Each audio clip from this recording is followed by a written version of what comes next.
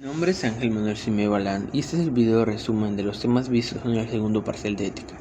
Los temas vistos en el segundo parcial de ética son la inclusión y responsabilidad en el desarrollo científico y tecnológico, los derechos del individuo frente a los derechos de la colectividad, el respeto a los derechos del individuo en el contexto de la diversidad cultural.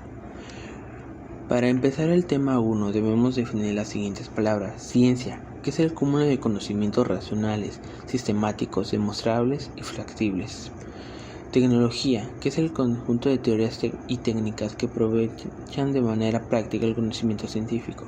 La inclusión digital, que es la democratización del acceso a las tecnologías de la información y comunicación, abreviando TIC. Para empezar debemos saber el uso de la tecnología para la construcción del bien común. Para ello definiremos bien común. El bien común consiste en el estado de bienestar de todos los integrantes de una comunidad de forma pública. La tecnología cívica, que es aquella que envuelve la participación pública para promover el bienestar social. Para ello se deben tener principios de precaución, que se refiere a la toma de medidas de prevención y protectoras ante las sospechas sustentadas de que determinadas tecnologías o los productos derivados de estas pueden ocasionar algún riesgo grave o peligro para la salud pública o el ambiente. Dichas tecnologías provocan el consumo, y el consumo es el uso que hace el hombre de los bienes y servicios que están a su disposición, que a su vez provoca el consumismo, que consiste en la acumulación y adquisición de bienes y servicios considerados como no indispensables. El segundo tema es los derechos de los individuos frente a los derechos de la colectividad. Para ello debemos tomar dos temas importantes: el derecho natural, que es el conjunto de normas y principios jurídicos que se derivan de la propia naturaleza y de la razón humana. Los derechos humanos, que son los atributos de los individuos por el hecho de existir y están garantizados por el Estado.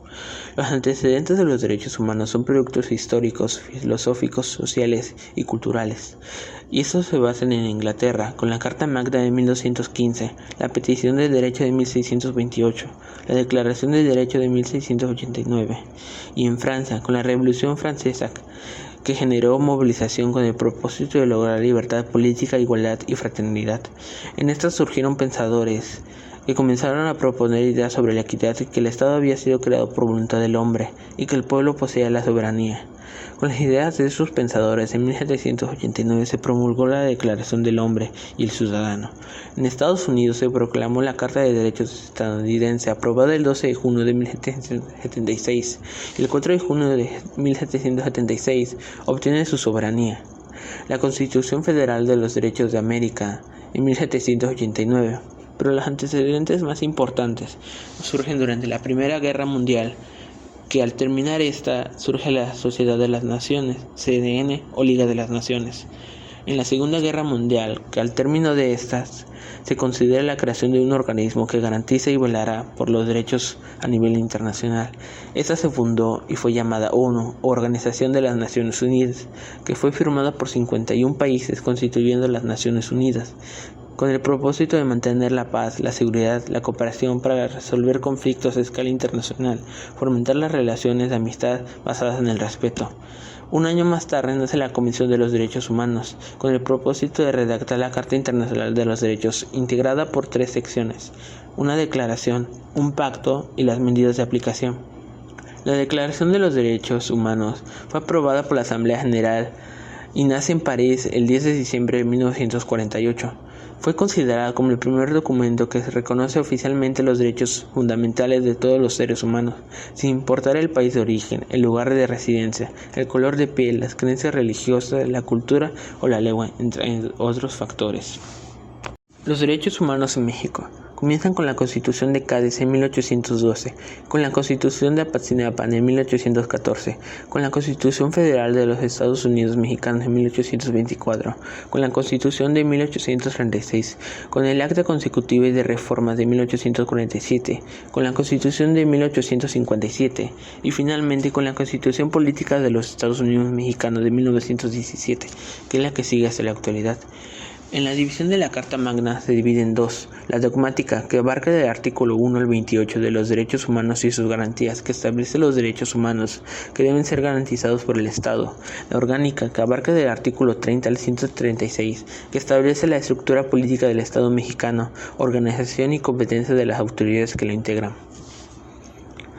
y nace la Comisión Nacional de los Derechos Humanos el 6 de junio de 1990 como organismo desconcentrado de la Secretaría de Gobernación, y en enero de 1992 se descentraliza y obtiene su personalidad jurídica como patrimonio propio, lo que le permite ser autónomo del Poder Ejecutivo.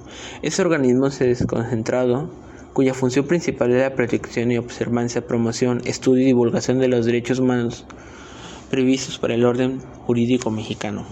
El respeto a los derechos del individuo en el contexto de la diversidad cultural. Para empezar, debemos saber qué es el respeto de los derechos. El respeto es un valor que permite que el hombre pueda reconocer, aceptar, apreciar y valorar las cualidades del prójimo y sus derechos. Otros temas que debemos saber es ¿qué es la cultura? Es el conjunto de los valores, las tradiciones, las costumbres, las normas jurídicas, sociales y morales, los derechos humanos, el modo de vida, las conductas de la ideología, las creencias y las prácticas que integran la forma de vida de un grupo en particular.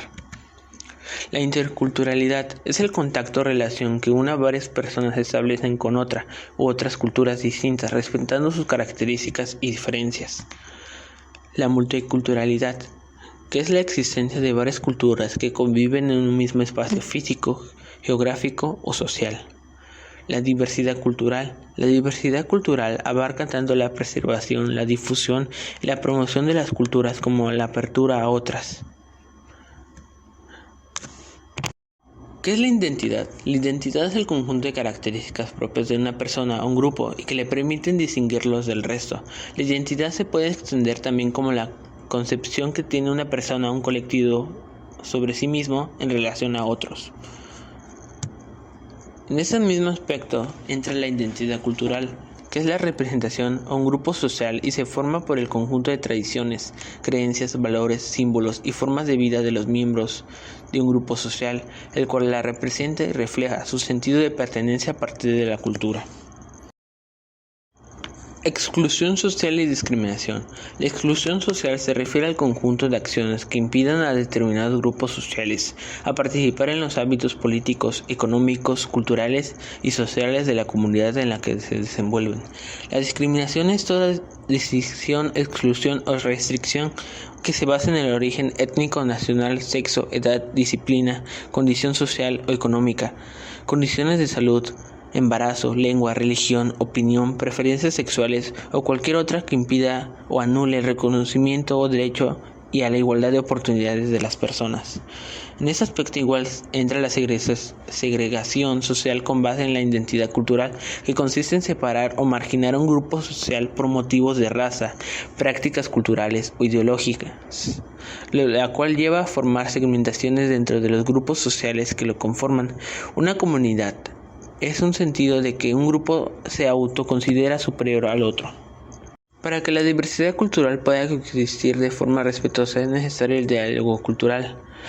El diálogo intercultural es la comunicación que se establece entre varias culturas. Consiste en la reciprocidad abierta de las opiniones de las personas y grupos de orígenes, culturas, lenguas y creencias religiosas distintas, realizando de forma respetuosa y con entendimiento equitativo y bilateral, permitiendo mantener la paz y la sana convivencia.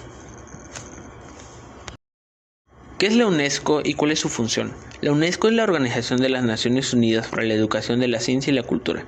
La UNESCO trata de establecer la paz mediante la cooperación internacional en materia de educación, ciencia y cultura. La UNESCO ayuda a los países a adoptar normas internacionales y gestiona programas que promueven la libre circulación de las ideas y el intercambio de conocimientos. Refuerza los vínculos entre las naciones promoviendo el patrimonio cultural y la igualdad de todas las culturas.